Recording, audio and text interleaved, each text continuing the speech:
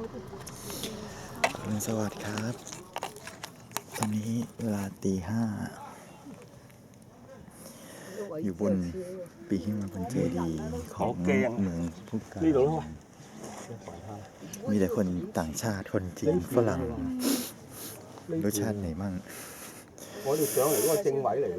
ปีนมาก็น่ากลัว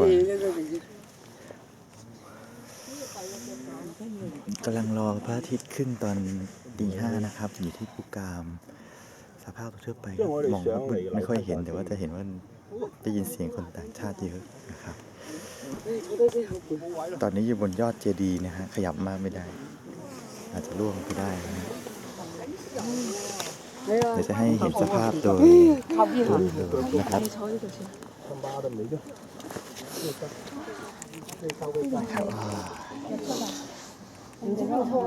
แสงสีทองโอเค thank you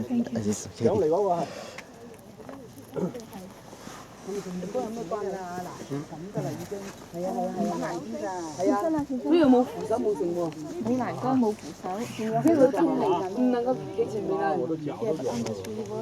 好彩呢個唔係好高嘅，呢個我唔敢上嘅。你以為啊？呢度太細嘅地方啊！應該喺邊？行路經過應該喺邊邊？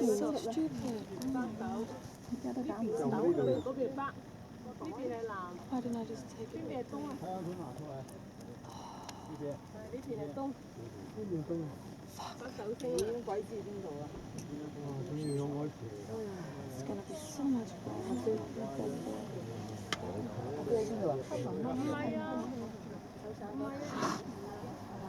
喺嗰邊啊。รอพระอาทิตย์ขึ้นนะครับ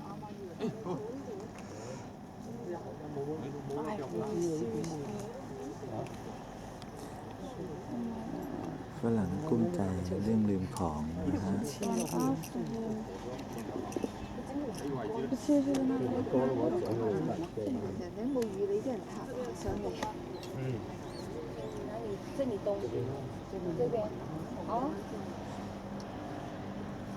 มีบัตรมีอะไรเต็มไปหมดทิ้งกับคนขับรถนะครับ